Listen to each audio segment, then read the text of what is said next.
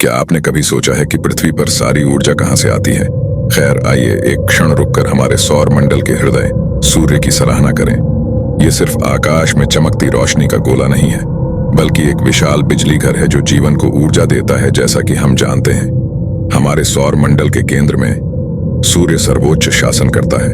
इसका आकार सचमुच चौंका देने वाला है। यदि सूर्य खोखला होता तो आप उसके अंदर 10 लाख पृथ्वियां समा सकते थे। यह सही है, 10 लाख। यह विशाल तारा इतना बड़ा है कि इसमें पूरे सौर मंडल के द्रव्यमान का लगभग 99% शामिल है। लेकिन सूर्य वास्तव में किससे बना है? मुख्य रूप से यह हाइड्रोजन और हीलियम का मिश्रण है, जिसमें हाइड्रोजन सूर्य के द्रव्यमान का लगभग 3/4 हिस्सा बनाता है। यह हाइड्रोजन लगातार परमाणु संलयन नामक प्रक्रिया से गुजर रहा है, जहां यह मिलकर हीलियम बनाता है और इस प्रक्रिया में जबरदस्त मात्रा में ऊर्जा छोड़ता है। यह ऊर्जा सूर्य से बाहर की ओर यात्रा करती है, हमारे सौर मंडल को प्रकाश और गर्मी से नहलाती है। गर्मी की बात करते हुए, क्या आपने कभी सोचा है कि सूरज कितना गर्म है? सतह का तापमान झुलसा देने वाला 5500 डिग्री सेल्सियस है। यह पिघले हुए लावा से भी अधिक गर्म है।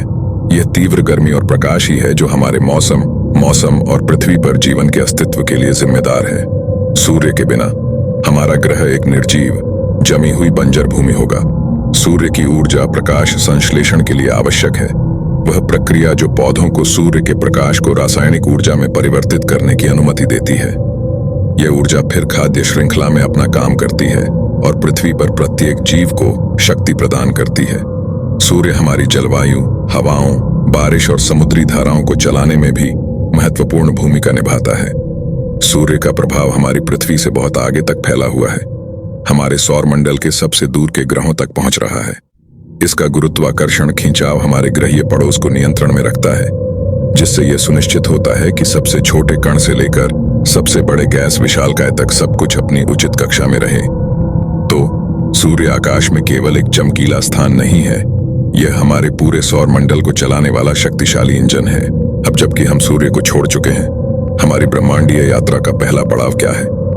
खैर, आइए सीधे गोता लगाएं और 4 आंतरिक ग्रहों की खोज करें। ये खगोलीय पिंड सौर मंडल में हमारे निकटतम पड़ोसी हैं और उनमें कुछ सामान्य विशेषताएं हैं। वे सभी अपेक्षाकृत सूर्य के करीब हैं। उनकी संरचना ठोस, चट्टानी है और उन्हें स्थलीय ग्रह कहा जाता है। लेकिन समानताएं यहीं समाप्त हो जाती हैं। इनमें से प्रत्येक ग्रह की अपनी अनूठी विशेषताएं हैं जो उन्हें अध्ययन की आकर्षक वस्तु बनाती हैं। हमारा पहला पड़ाव बुध है, जो सूर्य का सबसे छोटा और निकटतम ग्रह है। अपनी निकटता के बावजूद बुध सबसे गर्म ग्रह नहीं है। इसका पतला वातावरण गर्मी को रोक नहीं सकता है, जिसके परिणाम स्वरूप झुलसाने वाले दिनों और ठंडी रातों के बीच तापमान में बेतहाशा उतार चढ़ाव होता है। इसके बाद हम शुक्र के पास पहुंचते हैं। अपने समान आकार के कारण अक्सर इसे पृथ्वी का जुड़वा कहा जाता है। शुक्र भाई बहन के अलावा कुछ भी नहीं है। इसके घने कार्बन डाइऑक्साइड से भरे वातावरण के कारण होने वाले अनियंत्रित ग्रीन हाउस प्रभाव के कारण यह हमारे सौर मंडल का सबसे गर्म ग्रह है। इसकी सतह सल्फ्यूरिक एसिड बादलों से भरे आकाश के नीचे ज्वालामुखियों और गड्ढों का एक कठोर परिदृश्य है। पंक्ति में तीसरा हमारा घर पृथ्वी है, जीवन को आश्रय देने वाला एकमात्र ग्रह। पृथ्वी पहाड़ों, रेगिस्तानों और महासागरों के विविध परिदृश्य का दावा करता है। हमारा वायुमंडल, जो मुख्य रूप से नाइट्रोजन और ऑक्सीजन से बना है, हमें वह हवा प्रदान करता है जिसमें हम सांस लेते हैं और हमें सूर्य की हानिकारक किरणों से बचाता है। अंतिम लेकिन महत्वपूर्ण बात यह है कि हम मंगल ग्रह पर पहुंच गए हैं, जिसे इसकी लौह ऑक्साइड युक्त सतह के कारण लाल ग्रह का उपनाम दिया गया है, जो इसे लाल रंग का रूप देता है। अपने बंजर परिदृश्य के बावजूद मंगल ग्रह पर हमारे सौर मंडल का सबसे बड़ा ज्वालामुखी और सबसे गहरी, सबसे लंबी घाटी है। वैज्ञानिकों का मानना है कि मंगल ग्रह पर कभी पानी था और संभवतः वहां जीवन हो सकता था। ये चट्टानी आंतरिक ग्रह प्रत्येक अपनी अनूठी विशेषताओं के साथ इस विशाल ब्रह्मांडीय पड़ोस में हमारे निकटतम पड़ोसी हैं।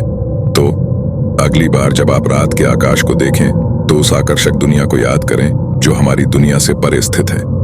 वे केवल अंधेरे में प्रकाश के कण नहीं है, बल्कि आश्चर्य की दुनिया है जो खोजे जाने की प्रतीक्षा कर रही है। मंगल ग्रह से परे क्या है, जो आंतरिक और बाहरी सौर मंडल के बीच की सीमा को चिह्नित करता है? आपको यह जानकर आश्चर्य हो सकता है कि यह कोई दूसरा ग्रह नहीं है, बल्कि एक क्षुद्र ग्रह बेल्ट है। यह एक ब्रह्मांडीय राजमार्ग की तरह एक विशाल गोलाकार क्षेत्र है जो लाखों अनियमित आकार की वस्तुओं से भरा हुआ है। इन पिंडों को क्षुद्र ग्रह के रूप में जाना जाता है, जो मुख्य रूप से चट्टान और धातु से बने होते हैं। क्षुद्र ग्रह बेल्ट मंगल और बृहस्पति की कक्षाओं के बीच आराम से स्थित है। अब आप आश्चर्यचकित हो सकते हैं कि इतनी पथरीली सीमा कैसे बनी। खैर, सिद्धांत प्रचुर हैं।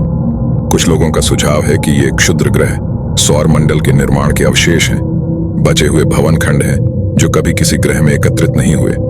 दूसरों का सुझाव है कि ये एक ऐसे ग्रह के अवशेष हैं जो बृहस्पति के अत्यधिक गुरुत्वाकर्षण के कारण टूट गया था। इसकी उत्पत्ति के बावजूद एक बात निश्चित है, क्षुद्र ग्रह बेल्ट, एक ब्रह्मांडीय सीमा, हमारे सौर मंडल के अराजक प्रारंभिक दिनों के प्रमाण के रूप में खड़ी है। क्षुद्र ग्रह बेल्ट से परे हम सौर मंडल के भारी वजन का सामना करते हैं, लेकिन उन्हें इतना खास क्या बनाता है? आइए 4 बाहरी ग्रहों की आकर्षक दुनिया में उतरें। बृहस्पति, शनि, यूरेनस और नेपच्यून, जिन्हें सामूहिक रूप से गैस दिग्गज और बर्फ दिग्गज के रूप में जाना जाता है। हमारे सौर मंडल के सबसे बड़े ग्रह बृहस्पति से शुरू करके यह मुख्य रूप से सूर्य के समान हाइड्रोजन और हीलियम से बना है। बृहस्पति की सबसे विशिष्ट विशेषता ग्रेट रेड स्पॉट है, एक तूफान जो कम से कम 3 शताब्दियों से चल रहा है।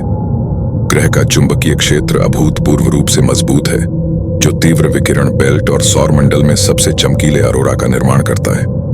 अगली पंक्ति में शनि है, जो दूसरा सबसे बड़ा ग्रह है, जो अपनी आश्चर्यजनक वलय प्रणाली के लिए प्रसिद्ध है। बृहस्पति की तरह शनि भी मुख्य रूप से हाइड्रोजन और हीलियम से बना है, लेकिन जो चीज शनि को अद्वितीय बनाती है वह है इसका घनत्व। यह हमारे सौर मंडल का एकमात्र ग्रह है जिसका घनत्व पानी से भी कम है।